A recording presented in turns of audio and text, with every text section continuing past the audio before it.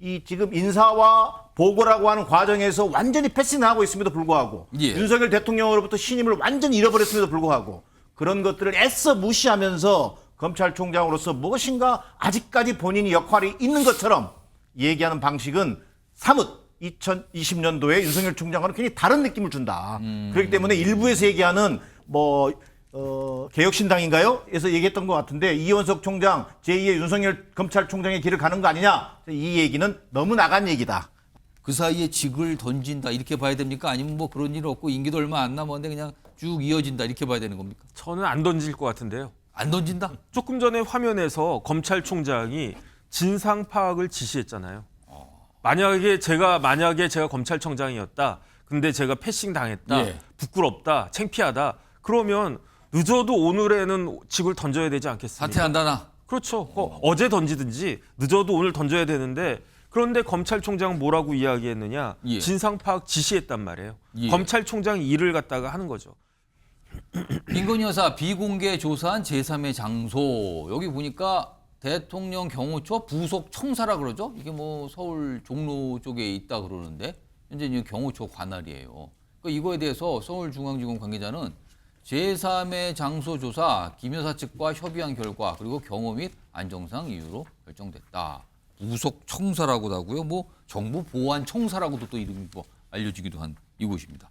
그러니까 검찰청이 아닌 다른 곳에서 그것도 이제 경호처가 관할하는 어떤 건물에서 비공개 조사가 지난 주말에 이루어졌다. 이겁니다. 이 자체를 놓고도 지금 정치권에서 여러 가지 옥신각신 얘기를 하고 있죠. 우선 김철원 교수님. 이걸 가지고 이제 정치권에서 특혜다 아니다인데 그리고 대통령실 관계자는 이거 특혜 주장은 과도하다 그렇게 입장을 냈는데요. 이거 특혜입니까 아닙니까? 어떻게 판단하십니까? 저는 또 특혜라는 주장은 조금 과도한 면이 있는 것 같아요. 어쨌든 현직 대통령의 부인이고 그렇기 때문에 아무래도 경호상의 문제를 고려하지 않을 수 없는 부분이 있거든요. 그렇기 때문에 아마 제3의 장소를 선택한 것 같고 두 번째는 어쨌든 김건희 여사의 신분이 피고발인 신분입니다. 예. 어쨌든 피의자가 아니고 그렇기 때문에 피고발인 신분인데 검찰 청사에 나가게 되고 만약에 포토라인에 서게 되면 그 자체만으로도 굉장히 범죄 혐의가 있는 것처럼 비춰지고 이미지에 커다란 실추가 생기는 건 분명한 사실이거든요. 그러다 보니까 아무래도 피고발인 신분이라는 점을 좀 감안해서 아마 제3의 장소에서 아마 일단 대면 조사라는 방식을 좀 취한 것 같고요. 만약에 그 과정에서 조사를 한 12시간 정도 파등으로 나오는데 예. 그 과정에서 만약에 어떠한 혐의점이라든가 범죄 혐의점이 나오게 된다면 아마 그때는 제가 볼 때는 아마 검찰청사에서 아마 본격적인 다시 소환조사 이루어질 가능성이 높기 때문에 지금은 그냥 피고발인 신분에서 또 현직 대통령의 부인이라는 점을 최대한 또 예외의 부분이 있어서 그런 부분들을 너무 특권이다, 특혜라고 몰아가는 건 조금 과도한 부분이 있다. 저는 이렇게 말씀드리고 싶습니다. 김지호 전 부대변인은 이거 어떻게 판단하십니까, 이성아? 과거에 이재명 대표를 검찰에 소환했을 때 당무로 인해서 주말에 좀 소환 조사를 받았으면 좋겠다고 이렇게 답변을 했더니 검찰에서 바로 언론에 특혜 요구하고 있다. 왜 공무원을 주말에 출근시키냐. 이렇게 언론에 반박까지 하셨어요. 민주당이 특혜 요구를 하고 있다. 그런데 김건희 여사는 토요일 날 오후 언론 기자들이 출근 안 할 때죠. 그리고 처음에 뭐 관내 뭐 정부 뭐 보안청사라 그래서 무슨 검찰에 뭐 안 간가 막 이것 때문에 굉장히 그냥 뭐 난리였는데 알고 보니까 대통령실 경호청사라고 얘기해주면 되잖아요. 그래서 일각에서는 검사들이 샌드위치 먹으러 대통령실에 피크닉 갔나? 뭐 이런 얘기도 있고요. 김건희 여사가 이왕 검사들 왔는데 김치찌개랑 계란말이도 해주지 왜 대접 똑바로 안 했냐 이런 얘기까지 나오고 있습니다. 한심한 작태고요. 정말 뭐 어디서부터 개선해야 될지 답답합니다. 이거 짧게 이거 정기남 교수님하고 제가 정혁진 변호사께 제가 한 1분씩만 가까이 드릴 텐데 조사를 했잖아요. 일단 두 건에 대한 조사였어요. 도이치모터스 주가조작 사건, 그다음에 명품백 관련된 두 가지 조사를 했다고 그러는데 검찰이 어떤 판단할 걸로 보이십니까? 저는 그 주가 조작 사건 같은 경우는 9월 15일 항소심 판결을 앞두고 있어요. 선고를 앞두고 있어요. 저는 좀 서두를 걸로 보여집니다. 자, 이제는 뭐 압수수색도 없이 그냥 뭐 최소한의 수사 절차 상관없이 어찌 보면 검찰총장의 패싱 논란까지 자초하면서 김건희 여사에 대한 수사를 지금 마무리한 거예요. 자, 마무리한 만큼 여기서 머뭇거릴 이유는 저는 없다고 생각합니다. 이제 좀 이제 마무리 단계로 들어가서 예. 빨리 이것을 국정운영의 부담이 더 이상 국정운영의 부담으로 작동하지 않도록 예. 또 새로운 어떤 여당 같은 경우는 이제 새로운 또 지도체제가 등장하잖아요. 그런 면에서 여러 가지 여건상 주가 조작 사건도 판결도 앞두고 있고 털어버리는 방식으로 갈 거다. 자, 그러면 이 과정에서 과연 수사의 방식도 문제였지만 그 수사 내용과 관련된 또 다른 논란이 제기될 가능성이 높다. 자, 그럼 그 당시에 또 이원석 검찰총장은 어떤 입장을 취할 것이냐. 자, 이런 것이 논란이 될 걸로 보여지는데 지금 보여지는 뭐 법 앞에 어떤 성역과 특혜도 없다고 소리쳤던 이원석 검찰총장의 목소리는 저는 가면 갈수록 작아질 수밖에 없다. 오히려 지금껏 검찰총장보다는 서울중앙지검장과 대통령실이 직접 거래하면서 검찰총장을 패싱하고 이 사건을 마무리하는 국면으로 지금 넘어가고 있는 것으로 예측되어집니다. 마무리라 그러면은 검찰에서도 무혐의 나름대로 이제 검찰에서는 이해집니까? 무혐의라든가 또는 또 뭐 저기 예. 면피를 줄 수 있는 다양한 또 수사 방식에 대한 결론을 내겠지요. 그래서 재판 과정에 영향을 미치게 되는 기소를 뭐 불기소한다든지 이건 분명하게 하는 과정으로 갈 가능성이 커 보인다. 자, 결국 그렇게 되면 어떻게 되느냐? 야당이 또 이 과정에서 가만히 있겠냐는 거예요. 결국은 이것은 지금의 이 검찰 살아있는 권력에 대한 수사는 불가능하다. 결국 특검으로 갈 수밖에 없다라고 하는 국민 여론이 좀 비등해지는 상황으로 저는 그 국면이 전환될 것으로 보여집니다. 영신 변호사는 검찰이 어떤 판단할 걸 보십니까? 조사는 끝냈는데. 뭐 당연히 둘 다 무혐의 낼 수밖에 없죠. 왜냐하면 첫 번째 디올백 관련해 가지고는요. 야당에서도 마찬가지일 거예요. 이거는 근거 법령이 없어요. 처벌할 수가 없어요. 그래서 제가 물어봤더니 이제 그 부정청탁금지법, 이른바 김영란법 개정안을 냈다고 하더라고요. 이런 경우에 처벌할 수 있게끔. 예. 그 이야기는 뭐냐? 지금 처벌할 수 없다는 걸 스스로 자인한 것과 마찬가지다. 문제가 되는 건 도이치모터스인데요. 이 도이치모터스 관련해서 2020년 2월 17일에 뉴스타파에서 의혹을 제기했어요. 어떤 의혹을 제기했느냐? 김건희, 최은순 모녀가 도이치모터스 장외 매수 주가 모자, 주가 조작, 사모펀드 가담 의혹이 있다. 이 제기했는데 이때 중앙지검의 검사장이 누구였느냐? 이성윤 의원이었거든요. 그런데 아무것도 못하지 않았습니까? 예. 소환도 안 하지 않았습니까? 오죽하면 지난주에 정청래 법사위원장이 그 자리에 있었던 법사위원 이성윤 의원한테 예. 도이치모터스 수사 왜 이 모양이었냐? 그렇게 이야기하니까 이성윤 의원이 검찰총장 부인이어가지고 소환도 못했다. 뭐 이런 이야기 하지 않았습니까? 검찰총장 부인도 소환 못했는데 지금 검찰은 대통령 영부인 소환한 거 아니겠습니까? 그러니까 저는 어쨌든지 간에 검찰은 무혐의 처분을 할 것이 분명한데 예. 그러니까 더 아쉽다는 생각이 드는 거죠. 왜 그렇다라고 하면 서울중앙지검 포토라인에 김건희 여사님 오시라고 해가지고 거기에 사진 찍히고 그다음 인사하고 그러면 될 거를 갖다가 그러면 더 그 야당에서 할 말이 없을 것 같은데 왜 제3의 장소에서 소환해가지고 논란을 잠재우지 못하는가. 저로서는 이해가 되지 않는 측면이 있다. 그런 생각이 듭니다. 지금 저 검찰 이 조사 과정 그리고 과연 검찰이 어떤 결론을 낼 것인가. 이거 보면 지금 패널 분들이 공통적으로는 조사 결과가 이렇게 나올 것입니다라는 거에 대해서는 비슷해요. 근데 그 조사 과정에 대한 평가에 대해서는 아주 사뭇 다른 분석들을 해주고 계세요. 이런 가운데 요즘에 그리고 앞서 지난 인사 때도 그러는데요. 이원석 검찰총장의 모습, 과거에 봤던 모습과 겹친다. 오늘 또 이런 얘기 하시는 분들이 많더군요. 2020년 당시 상황으로 좀 가보겠습니다. 들어보시죠.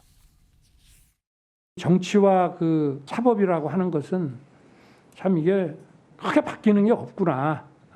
최선을 다하고는 있습니다만은 내가 왜 그렇게 그냥 편하게 살지 이렇게 개인적으로 이렇게 살아왔는지에 대한 그런 생각도 많이 듭니다. 제가 위반한 것이 아니고요. 검찰총장이 저의 명을 거역한 것입니다. 그 전날도 의견을 내라고 한 바가 있고요. 인사위원회 이후에도 얼마든지 의견 개진이 가능하다고 모든 일정을 취소한 채로 무려 6시간을 기다렸습니다. 아니 제가 막았습니까? 제가 지금 비호하는 것이 아니라 그게 어떻게 비호입니까? 저는 지휘권이 배제돼가지고 인사권도 하나도 없는 사람입니다. 밖에서 다 식물총장이라고 그러지 않습니까? 제가 누구를 비호합니까? 뭐가 식물이 아닙니까? 인사권도 하나도 없는데. 자, 2020년 당시 상황, 문재인 정부 때입니다. 추미애 법무장관 그리고 당시 윤석열 검찰총장. 그때도 인사 문제와 보고 여부가 논란이 되면서 당시에도 패싱이라는 얘기가 나왔거든요. 검찰총장 패싱. 이번에 또 검찰총장 패싱 얘기가 나온 겁니다. 이번에는 보고와 관련된 패싱, 그리고 앞서서 5월에는 인사와 관련된 패싱. 이렇게 된 겁니다. 정기현 교수님, 뭐가 반복되는 것 같습니까? 아니면 뭐 좀 다른 사안입니까, 이거? 현상만 놓고 보면 반복되는 느낌을 줍니다. 충분히 데칼코마니를 연상시킬 수 있습니다. 인사, 결국은 보고, 결국은 검찰총장과 중앙지검장의 관계에 있어서 또는 검찰총장과 법무부 장관의 관계에 있어서 인사와 보고를 빼면 다 헛갱이죠. 다 헛수업에 불과한 거죠.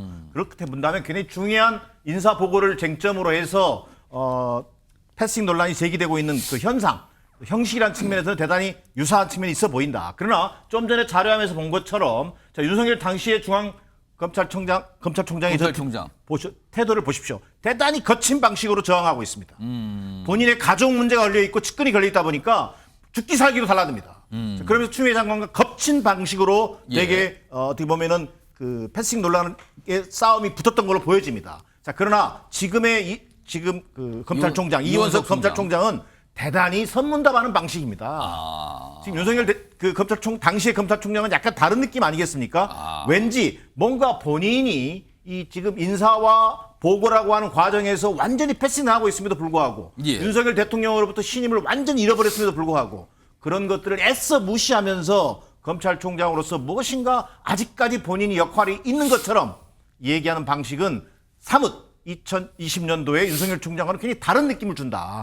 그렇기 때문에 일부에서 얘기하는 개혁신당인가요? 에서 얘기했던 것 같은데 이원석 총장 제2의 윤석열 검찰총장의 길을 가는 거 아니냐? 이 얘기는 너무 나간 얘기다. 그렇게 맞아 보이지는 않는다. 형식은 맞으나 싸움을 하는 방식과 본질은 크게 다른 것으로 보여집니다.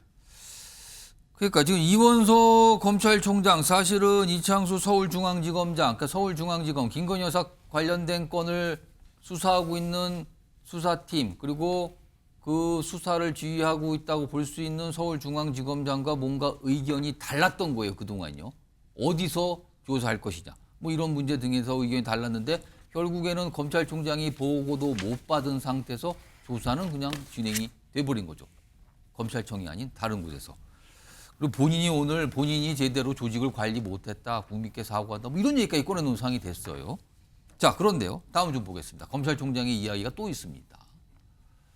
자, 이게 뭐 주변에 이런 얘기를 했다고 그러죠. 보도를 통해서 오늘 나왔는데 법 위에 한 사람이라도 있으면 민주공화국이 무너지는 것. 이거는 뭐 이 말 자체는 굉장히 좀 강해 보여요. 그리고 이런 상황에서 내가 계속 근무하는 게 무슨 의미가 있나. 이원석 검찰총장의 임기는 9월 중순까지입니다. 정옥신 변호사. 네네. 그 사이에 직을 던진다 이렇게 봐야 됩니까? 아니면 뭐 그런 일 없고 임기도 얼마 안 남았는데 그냥 쭉 이어진다 이렇게 봐야 되는 겁니까? 저는 안 던질 것 같은데요. 안 던진다? 조금 전에 화면에서 검찰총장이 진상 파악을 지시했잖아요. 만약에 제가 검찰청장이었다. 근데 제가 패싱 당했다.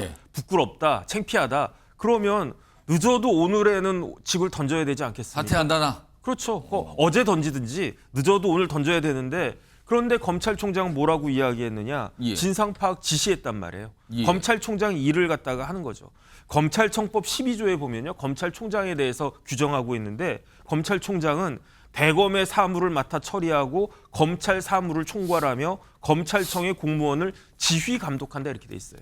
그러니까 분명히 검찰총장은 중앙지검장을 지휘하고 감독하고 지시했단 말이죠. 그런데 중앙지검장이 그 지시를 따르지 않았다는 거 아니겠습니까? 그러니까 그 진상을 파악하고 거기에 대해서 책임을 묻겠다. 그런 사람이 옷을 벗겠습니까? 아무리 이제 이원석 검찰총장의 임기는 9월 15일까지거든요. 그런데 이원석 검찰총장이 본인도 이야기했더라고요. 대검 차장이 된 게 2022년 5월 18일인데 그때 대검 차장이었는데 검찰총장이 없었어요.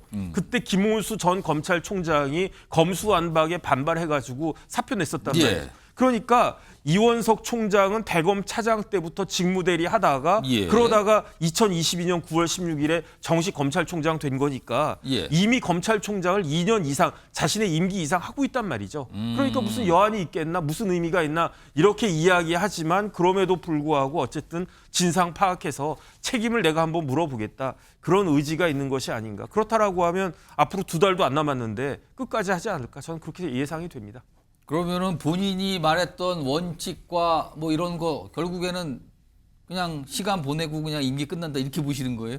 일단은 남은 2달 동안에 예. 2달도 채 남지 않았지만 본인의 생각에 맞게 어찌됐든지 간에 예. 자신의 검찰총장으로서의 권한을 행사하고 자신의 뜻대로 한번 검찰에 대해서 이야기를 해보겠다. 그런 생각이 아닐까 저는 그렇게 예측이 됩니다.